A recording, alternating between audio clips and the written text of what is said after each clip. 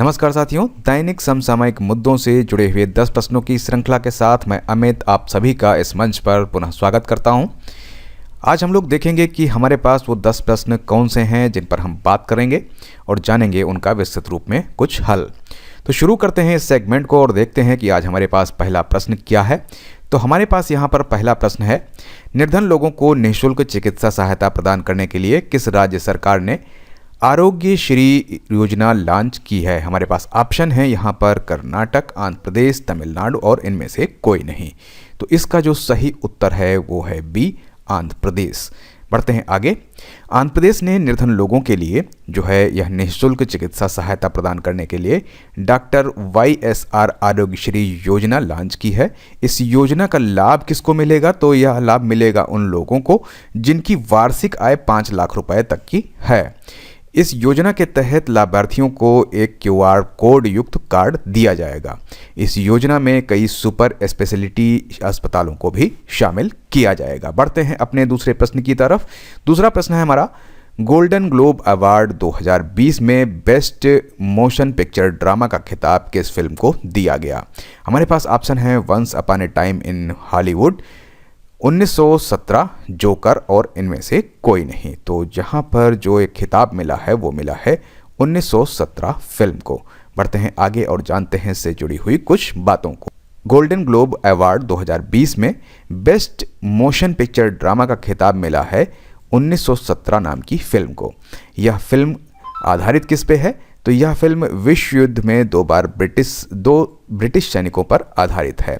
इस फिल्म का निर्देशन की बात करें तो निर्देशक हैं इसके सैम मेंडेस द्वारा इसको निर्देशित किया गया है। उन्होंने इस अवार्ड समारोह में बेस्ट डायरेक्टर का खिताब भी जीता है। गोल्डन ग्लोब अवार्ड 2000 की घोषणा अमेरिका के कैलिफोर्निया के बेवरली हिल्स में की गई है।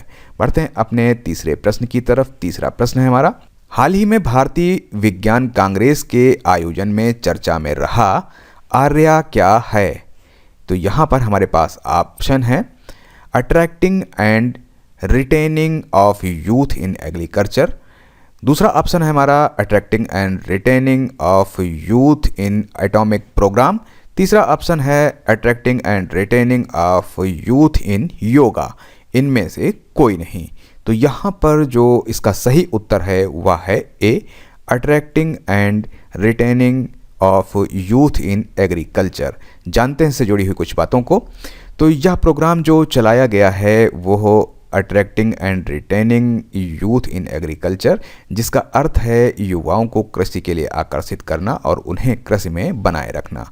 बेंगलुरु में भारतीय विज्ञान कांग्रेस के साथ योग विज्ञान बैठक तथा किसान विज्ञान कांग्रेस का आयोजन किया गया। ध्यान रखिएगा कि इस किसान विज्ञान कांग्रेस का आयोजन जो किया गया है वो पहली बार हुआ है। इस कार्यक्रम का क्रियान्वयन कौन किया है? तो ये करता है भारतीय कृषि अनुसंधान परिषद द्वारा इसको क्रियान्वित किया गया है।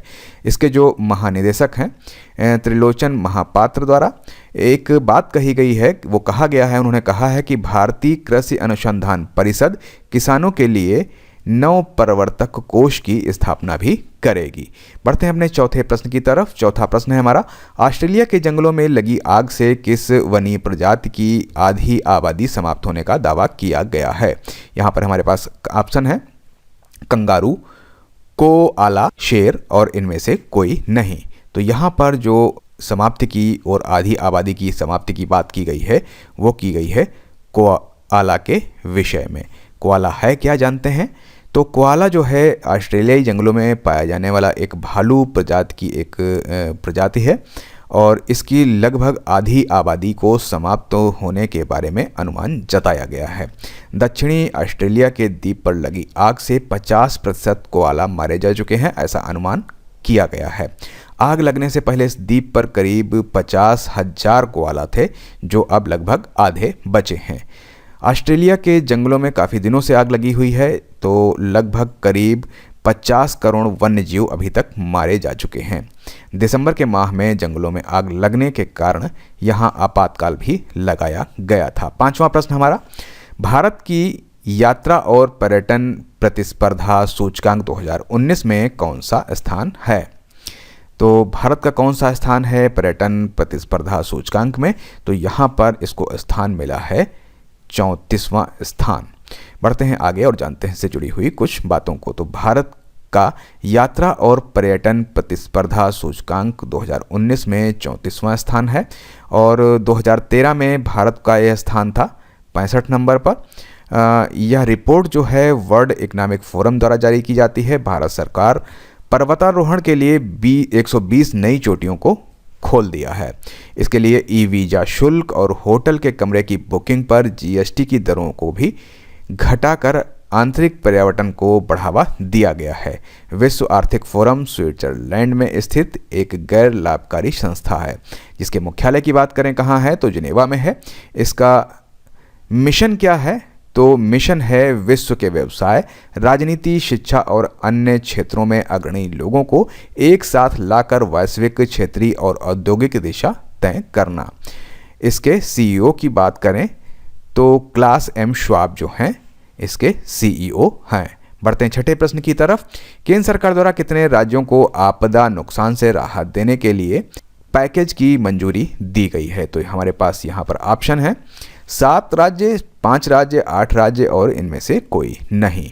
तो यहाँ पर जो ये राहत दी गई है वो 7 राज्यों को दी गई है। कौन से राज्य शामिल हैं चलिए बात कर लेते हैं इस पर। तो 7 राज्यों को यह जो है आपदा नुकसान से राहत के लिए जो है वो 5,908 करोड़ की पैकेज को मंजूरी दी गई है। इसमें इस कोष में हैं कौन कौन से राज्य? तो असम है, हिमाचल प्रदेश, कर्नाटक, मध्य प्रदेश, महाराष्ट्र, त्रिपुरा और उत्तर प्रदेश को यह वित्तीय सहायता प्रदान की गई है। बढ़ते हैं अपने 7वें प्रश्न की तरफ। हाल ही में महिला विज्ञान कांग्रेस का उद्घाटन कहाँ किया गया? हमारे पास ऑप्शन है पुणे, नई दिल्ली और बेंगलुरु और इनमें से कोई नहीं। तो यहाँ पर जो इसका सही उत्तर है वो है बेंगलुरु। बढ़ते हैं आगे और जानते हैं इससे जुड़ी हुई कुछ प्रमुख बातों को।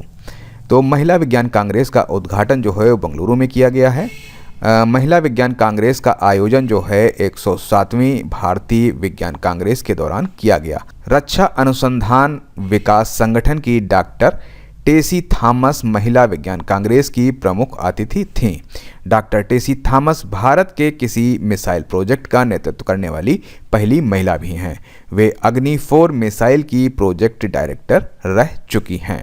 बढ़ते हैं 8वें प्रश्न की तरफ। 8वां प्रश्न है हमारा, भारत ने किस देश को सोलर पार्क के निर्माण के लिए $75 मिलियन की लाइन ऑफ क्रेडिट जारी की है? इसमें देश जो शामिल हैं उनको ऑप्शन है हमारे पास क्यूबा, श्रीलंका, इजराइल, इनमें से कोई नहीं। तो यहाँ पर भारत ने क्यूबा के लिए जो है $75 मिलियन की लाइन ऑफ क्रेडिट जारी की है। इसके लिए भारत ने एक्सिम बैंक और क्यूबा सरकार की एजेंसी बैंकों एक्सटेरियर डी क्यूबा के बीच एमओयू पर हस्ताक्षर किए हैं। इस राशि से क्यूबा में अगले 5 वर्षों में 75 मेगावाट क्षमता का सोलर पैनल स्थापित किया जाएगा।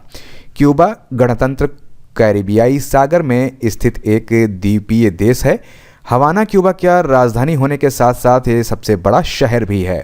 क्यूबा की मुद्रा की बात करें तो क्यूबन पेसो यहाँ की मुद्रा है। कन्वर्टेबल पेसो भी यहाँ की एक मुद्रा है। बढ़ते हैं 9वें प्रश्न की तरफ। भारत और किस देश के बीच नौसैनिक अभ्यास नसीम अल बहार शुरू हुआ है? यहाँ पर ऑप्शन है इराक, ओमान और क्यूबा, इनमें से कोई नहीं। तो यहाँ पर जो इसका जो सही उत्तर है वो है ओमान। बी ऑप्शन यहाँ पर सही है। भारत और ओमान के बीच जो है ये नौसैनिक अभ्यास जो है इसका नाम है नसीम अल बहार, इसको शुरू किया गया है। इस अभ्यास में ओमान की सेना के RNOV अल रसीख और RNOV खसाब गोवा पहुंचे हैं। इस अभ्यास में भारत की ओर से सुभद्रा और व्यास नामक पोत हिस्सा लेंगे। इस नौसैनिक अभ्यास का आयोजन जो है वो 1993 से किया जा रहा है। ओमान हरमुज जलसंधि के निकट स्थित है जहां से भारत का 1/5 तेल आयात किया जाता है। पश्चिमी एशिया में ओमान भारत के सबसे पुराने रक्षा साझेदारों में से एक है। बात करें एंटी पायरेसी की तो इस अभियान में यह भारत का सहयोगी देश रहा है। ओमान की राजधानी की बात करें तो मस्कट है और यहाँ की जो मुद्रा है वो है रियाल। बढ़ते हैं अगले प्रश्न की तरफ, जो कि हमारा इस सेगमेंट का अंतिम प्रश्न भी है। हाल ही में किस देश की संसद ने अमेरिकी सेना को आतंकवादी घोषित करने का प्रस्ताव कर दिया है? हमारे पास ऑप्शन है ईरान, इराक, पाकिस्तान और इनमें से कोई नहीं। तो जो इसका सही उत्तर है वो है ईरान। तो ईरान की संसद जो है इसने अमेरिकी सेना को आतंकवादी घोषित करने का प्रस्ताव पारित कर दिया है। ये प्रस्ताव पारित क्यों किया गया? क्योंकि अमेरिकी हमले में ईरान के जो शीर्ष कमांडर थे कासिम सुलेमानी, उनकी हत्या के बाद ईरान ने यह फैसला किया है। तो ये थे हमारे आज के समसामयिक मुद्दों से जुड़े हुए 10 प्रश्न। मिलते हैं कल नए 10 प्रश्नों की श्रृंखला के साथ। तब तक के लिए नमस्कार, धन्यवाद।